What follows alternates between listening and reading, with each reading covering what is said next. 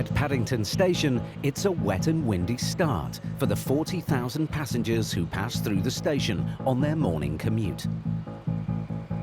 Paddington is a marvel of Victorian engineering, but the listed train shed sometimes struggles to cope in the face of the great British weather. And heading Paddington's way is a major storm, and she's got a name.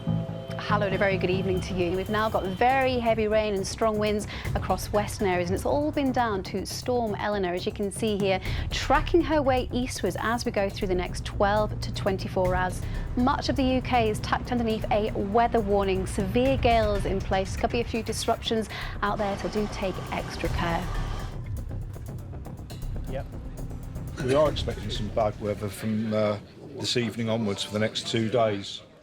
At route control, Ian Willett is preparing for the worst. High wind is the biggest concern, but also a considerable amount of rain on land, which has already taken a lot of rainfall in the last week or so. Storm Eleanor is due to hit the UK with wind gusts of up to 90 miles per hour. And Network Rail is on major alert. So the reason for this conference, it's in relation to the weather warning that is for today and tomorrow. In short, it is advertised as extreme for heavy wind and rain for West Country South and West Country North. You're looking at trees coming down possibly. You're looking at maybe having items blown onto the track as well. So we've got winds increasing through this afternoon by 1800 this afternoon. We should be seeing gusts of 50 to 55 coming into Cornwall and Devon. And then over the 3 or 4 hours following that, we could see some slightly stronger gusts again, possibly getting up to around 70 miles an hour. In order to protect the network's infrastructure, including 900 miles of vulnerable track, extra staff are being brought in to work through the night.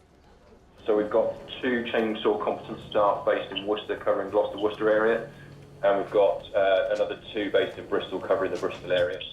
The teams down there are already putting plans in place to have staff at strategic locations to respond in the morning and during the day. If we do come across any obstructions on the line, then we've got the equipment and resources to start dealing with it.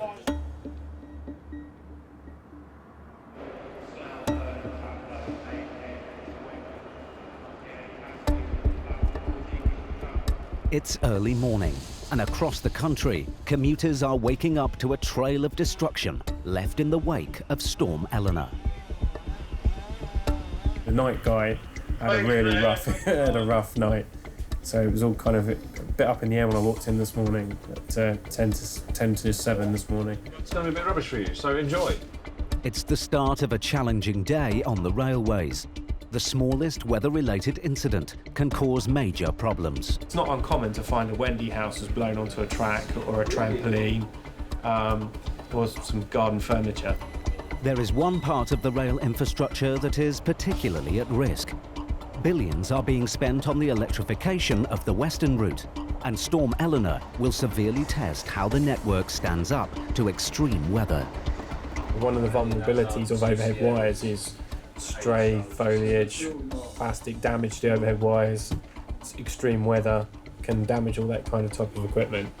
Even things just like carrier bags, they can fly in front of signals, block lenses, or they can fly onto the tracks, wrap round, can get caught in the points gears, which stops the points working properly. It could get in the overhead wires, which could cause them to trip, and things like that. So I'm sure the moms are probably doing a lot of mileage today. 30 miles down the track, MOM, or Mobile Operations Manager James Colgan, is ready to respond to any weather-related call-outs. We're waiting for phone calls in case we get called to anything, and just check that everything's okay, be a bit proactive.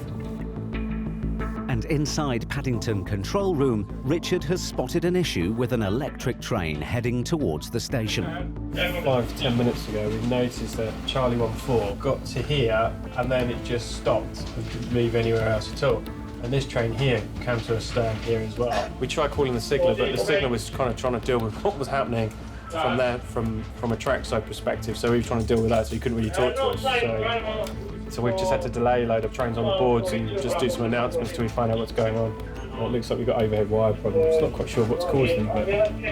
At route control, news is coming in that the stranded train could be part of a much bigger problem. We've got some problems up in the Ealing Broadway area. 2 obstructions on the overhead lines, one on the down main at Ladbroke Grove, a piece of metal in contact, and some sort of blue bin line or some sort of bag wrapped around the contact wire on the up relief. So we need to get those removed as a matter of urgency.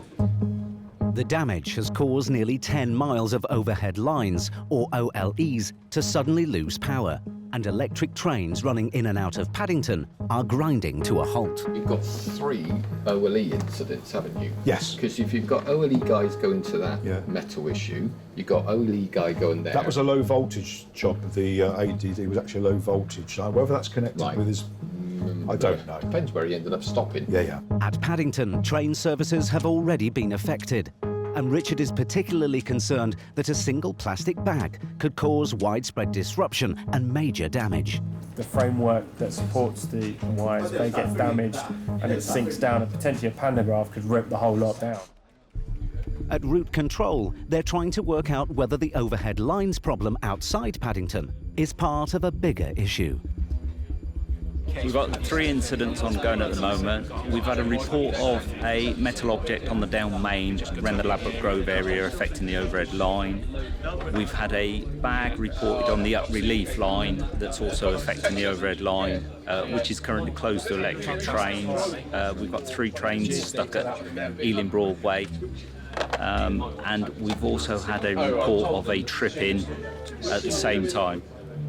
Sierra November 202, which is the Acton dive under, yeah? OK, mate, yeah, OK, no problem. Is it a diesel train at the front of the queue or electric? They're all electrics. OK, buddy.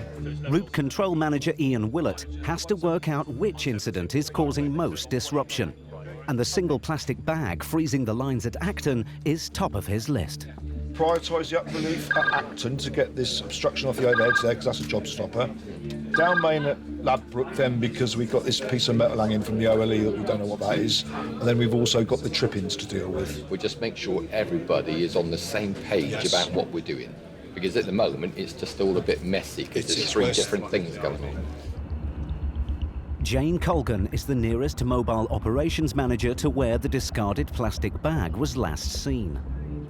Just had a call from control about a problem with the overheads that has caused 3 trains to become trapped between Ealing Broadway and Paddington. I'm sure we'll get more instruction as we get there. We will do what we can to get those trains moving. One of the issues also with the bag, though, someone's got to actually go and get it off. If it's still wrapped around the overhead wires, it's not a case you could just go along and just sort of like knock it down with a piece of wood. You've got to do it properly. So it means an isolation for that particular set of area, de-energise it, and then go and get it, pull it off, and then wire it back up. This is also a special announcement for any passengers travelling to Heathrow on the Heathrow Connect service. Regret to advise that the Heathrow Connect service has been suspended. This is due to the overhead power supply issues in the evening. This event for really an hour and say 30 minutes, 90 minutes in total has decimated our delivery of a train service this afternoon. Sigler has just spoke to me just now. He apparently has a 1 line to use instead of our regular 6 out of Paddington. So it's a bit rubbish right now. I've been doing this job for 25 years. I cannot recall a previous time where I've had 3 incidents in the same area of the same sort of nature in such a short space of time. No, never. What they've done is they've taken out all the Heathrow Connect services. That's suspended. A perfect storm. Go ahead. We should have staff on site at Acton any minute though. They're at the access point, so just be arranging to get to the site now and remove this obstruction, all being well. Mobile operations manager Jane has arrived on site and is now checking the overhead cables.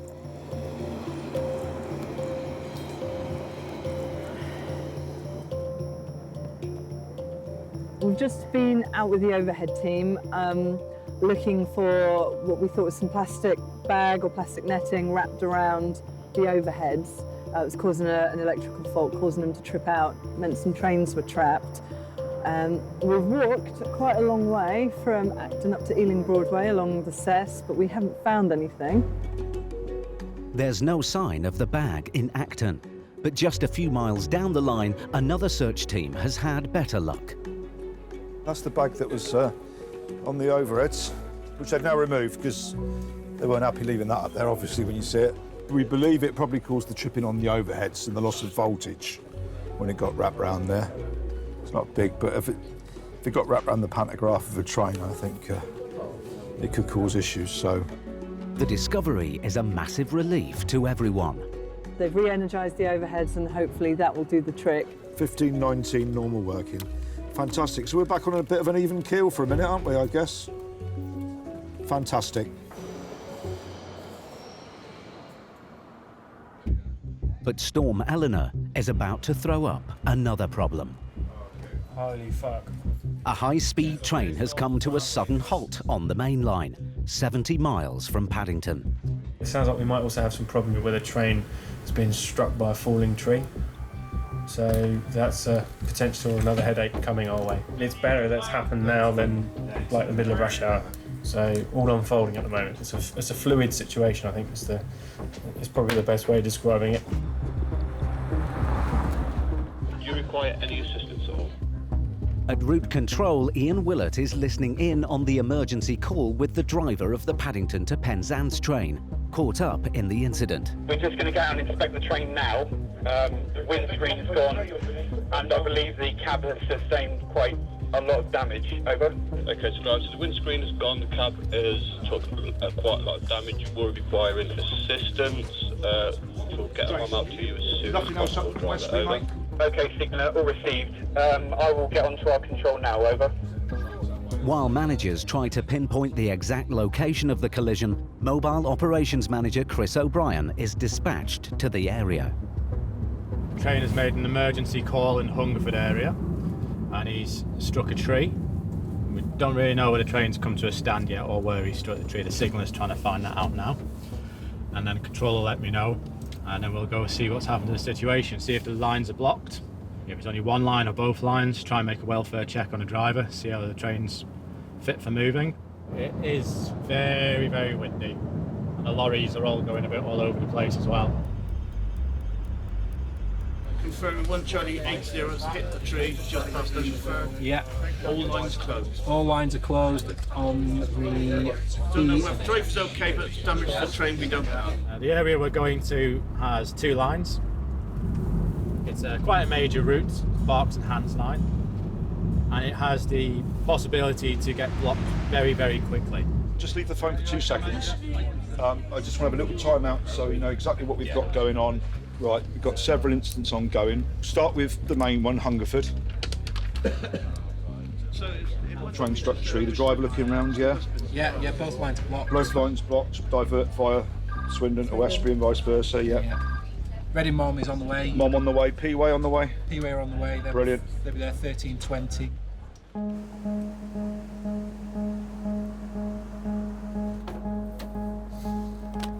Mobile Operations Manager Chris has arrived at the nearest access point to where the high-speed train hit a fallen tree.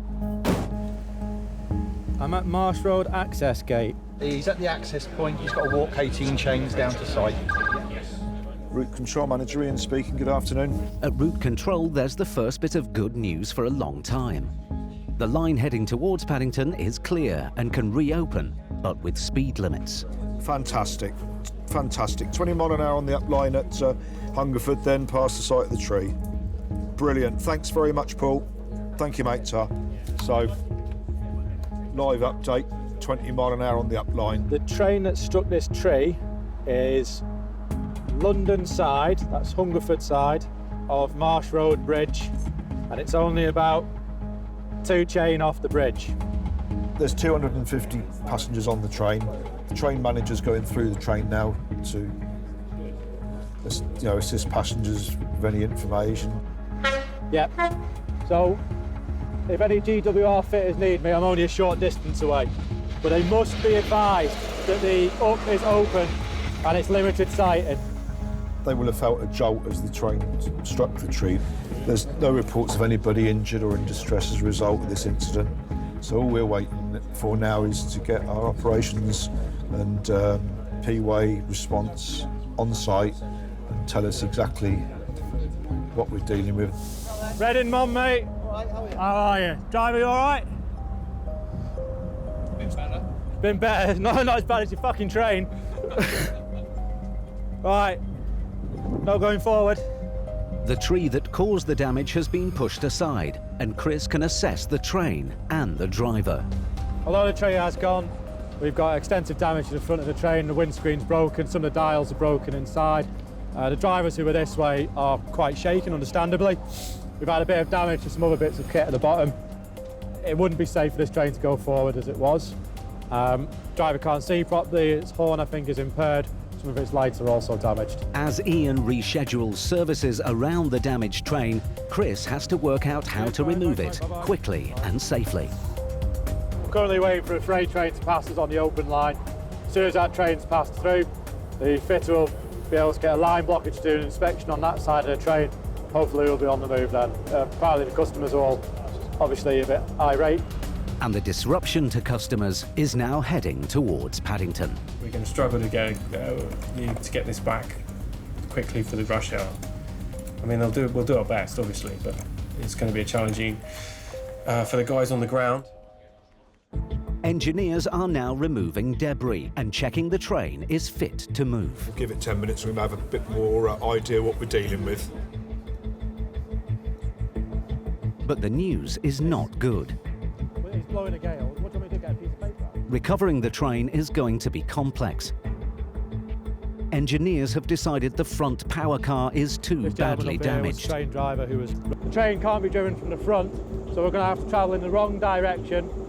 So we're going to have to travel in the up direction on the down line until we get to Newbury, where there's a junction where we can cross back over to the correct line. This is the train here that's struck a tree. Currently, both lines up and down at that particular area are blocked, and we're going to have a bit of issue during rush hour because the train's going to be arriving in late into Paddington, and it's going to cause a major headache.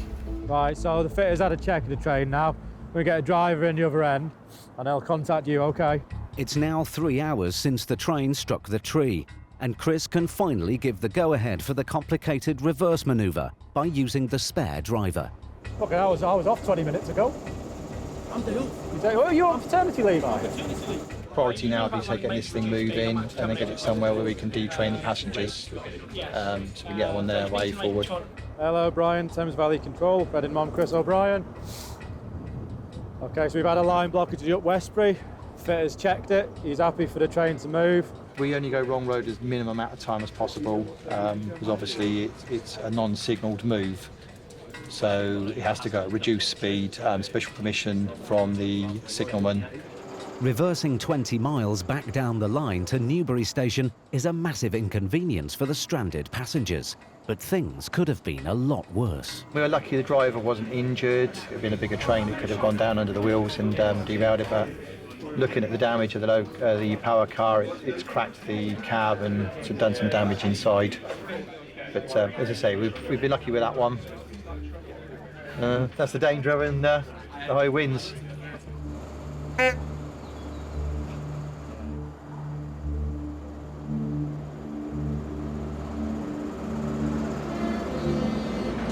it's a good sign to see this train on the move. Hopefully we'll get the people heading roughly towards where they want to go shortly.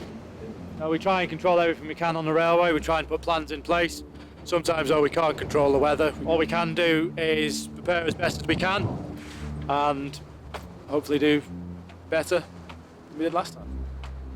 It's all about learning. Every day is a school day on the railway.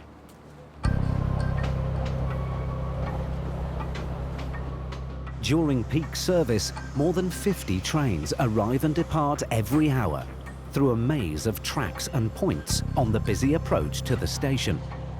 And if any part of it fails, the consequences can be immediate and very disruptive.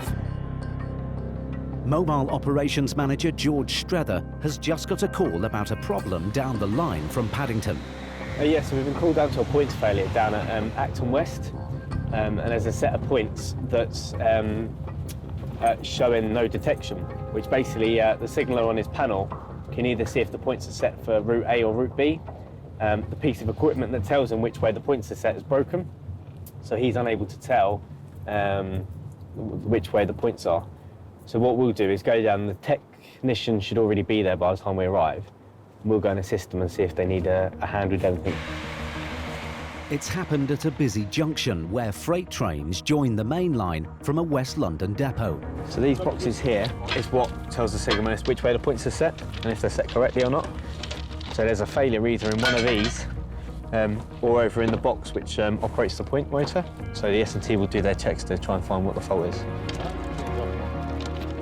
Points are movable sections of track and need to be well lubricated in order for them to work efficiently.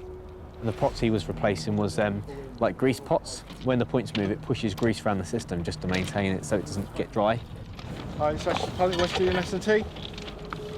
Hi, can we have 8131 points from to normal, please?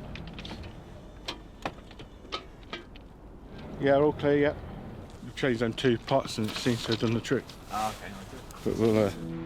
The points mechanism is moving freely, but now the engineers need to test the electrical connections that alert signalling control to which way the points are facing.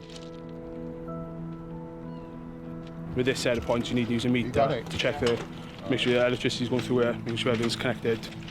A lot of the ones you don't need there, but this one you happen to do. To test the electrics, the points must be manually opened and closed to ensure the connections are fully engaged with the rails. This is where the hard work is, where the flat go. Live trackside engineering is sometimes the only way to eliminate faults, but is also the most dangerous. Nobody goes over the end of where the sleepers are, and then you know you're going to be clear of this train on the other line. The beauty of having a railway, unlike a motorway, is you know that a train isn't going to come to the left slightly or go to the right slightly. It either sits on the track or it doesn't. It's not on the track at all.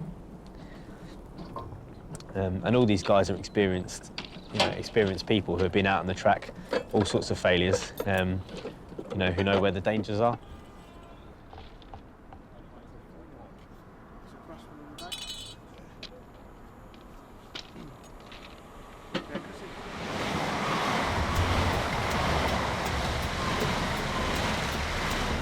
The engineers have finally found the problem. A spacer used to bridge the electrical connections needs replacing. So the signaller, now they've done all the adjustments, the signaller swing the points a couple of times just to make sure it's all working up at his end. And then hopefully that should be job done. All done, fixed. Next. Yeah, I'm going to give them a go next and I'll be in the van. They fixed a small but vital part of the network, and more importantly, done it quickly. But not all points are as easy to fix. At Paddington, it's Monday morning rush hour, a hectic time for both staff and passengers.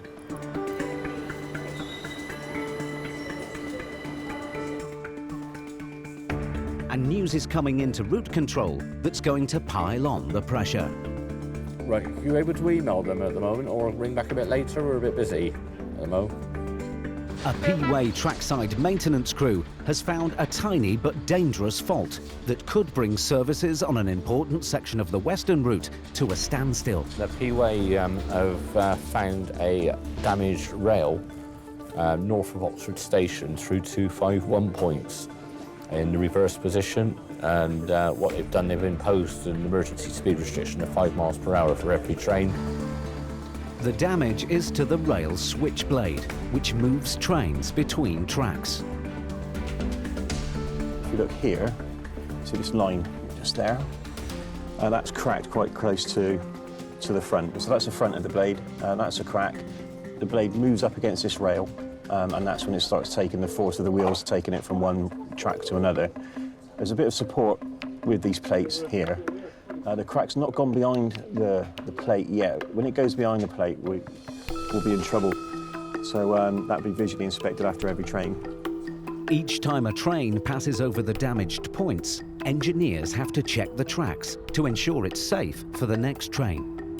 If it starts creeping forward to here, once it goes beyond this line here, which is with a blade, where there's a plate attached to the switchblade, at that point the line will close. But that's not the only challenge. The crack is at a busy set of points used by 3,000 trains per week, and repairing it is not going to be straightforward. They've got to order the switch. They haven't got one in stock, and they've got to search the country for one, basically, and which should come by courier from somewhere or other. We don't know where yet, which we'll find out. And it's just going to take time to arrive. It's going to be quite complicated, so it's going to be quite a big incident, this is. In terms of delay minutes, currently 314 trains have been delayed, just under 2,400 minutes delay. Yeah.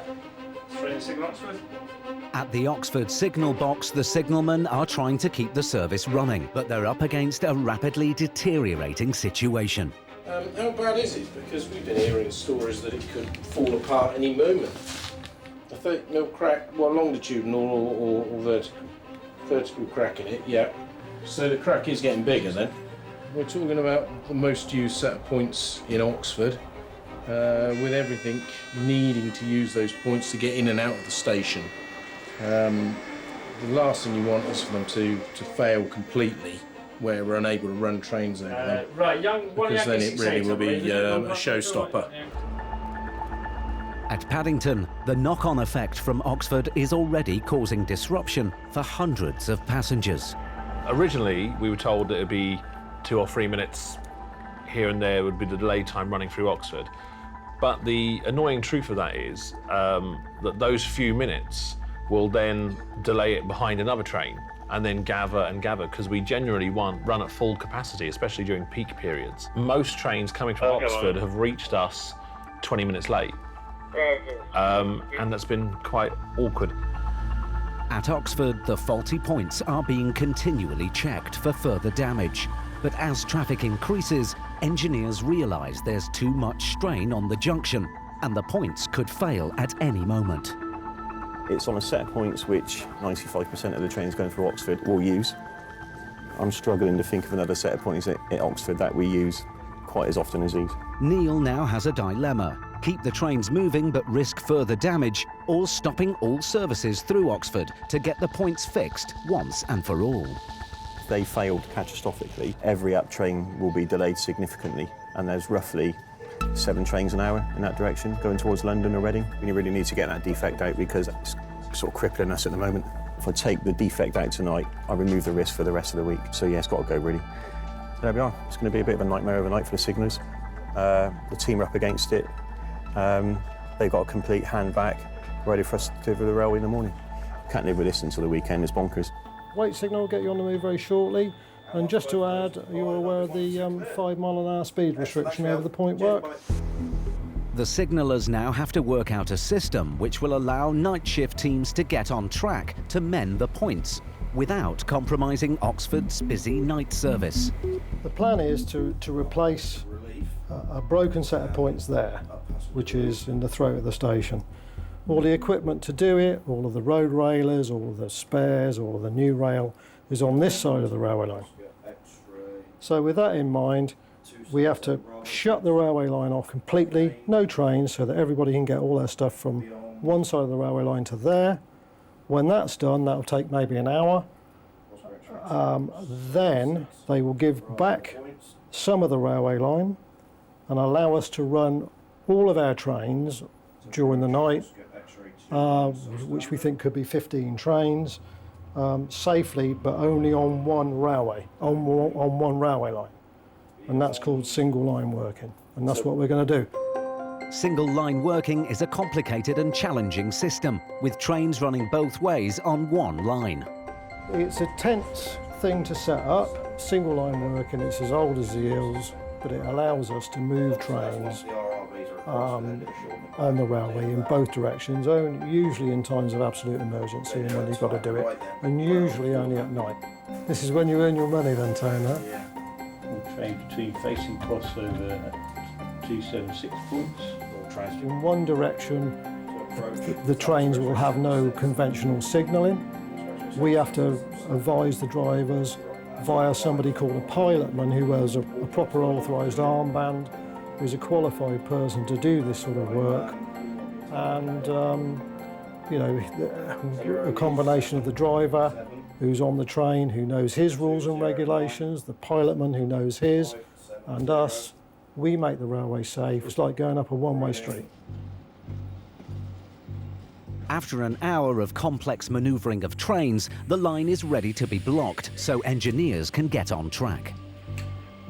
These are reminder appliances. The rulebook states whenever we're closing the line, we must place these on the signalling equipment to stop us operating it in error in the relevant area concerned. Right, the last freight liner is currently passing through the station as we speak. The line to be blocked is clear of the last train.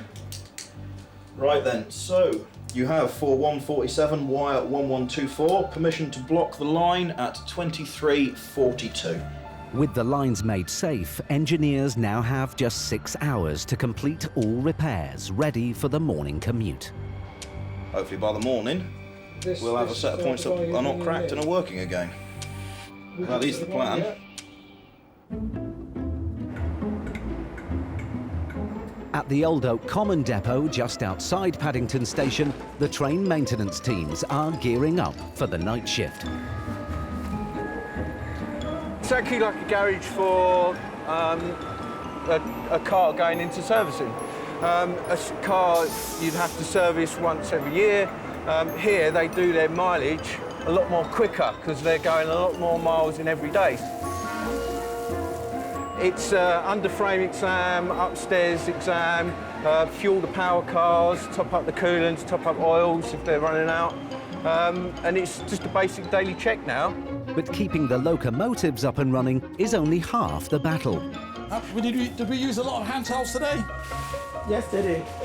A team of 18 cleaners, led tonight by Mohammed Boujetef, known as Bojo, are about to get down and dirty. Hold these, you need a pack of these gloves. Right? Right.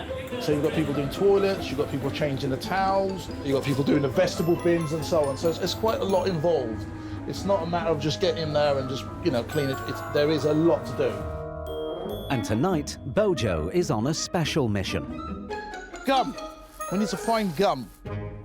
We've got plenty of bins on the sets. They're in the vestibules, they're also in the carriage. It's just people having that bit of, you know, courtesy to say, you know what, if I've got my litter, okay, I'm getting off at the next stop, I'll take it, you know, I'll just dispose of it correctly.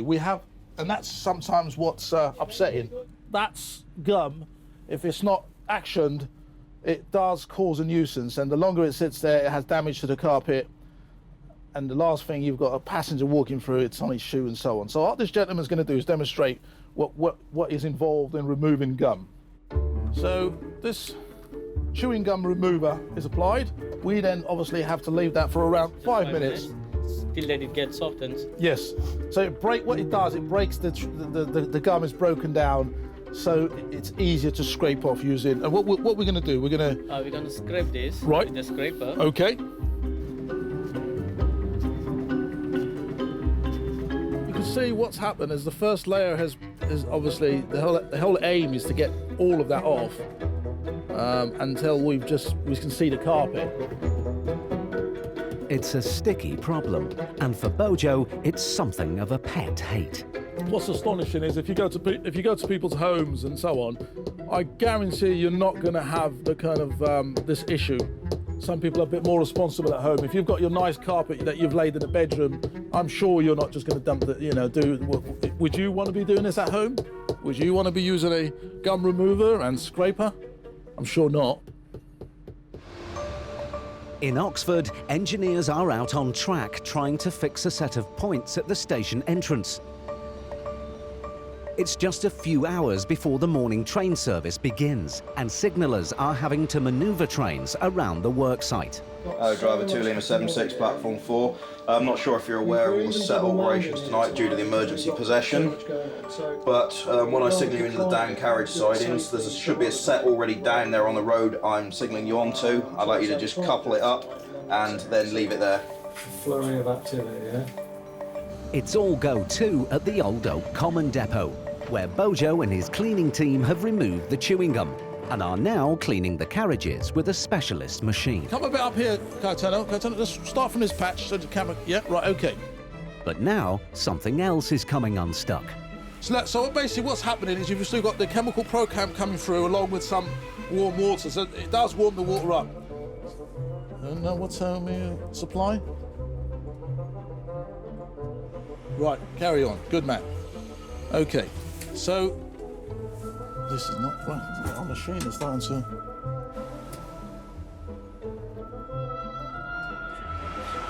Yeah. This is white. We'll try a different outlet then. Just bear with us. Bottom line, the carpet machine has obviously just undergone some repairs, some service, and obviously it's first day back yesterday, and we've noticed that it's tripping constantly. So it's leading us to believe that there's an issue with the machine. Obviously we've got a backup, so that's what it is. These are the kind of problems that you will... Right, so spray. There we go. We can see the gentleman. Here we go. The carpet cleaner might be playing up, but in Bojo's eyes, it sweeps away all competition. This is a machine that's really designed for onboard train carpet cleaning and at a high scale because of its size. This is not a kind of machine like a Henry you can just pick up and waltz into the train. And now it's time to move on to the next carriage as the dust never settles on Bojo's watch. So when our customers come on this train, they need to make sure that everything is spotless. And that's all I can say. It's just part of the job. Caetano?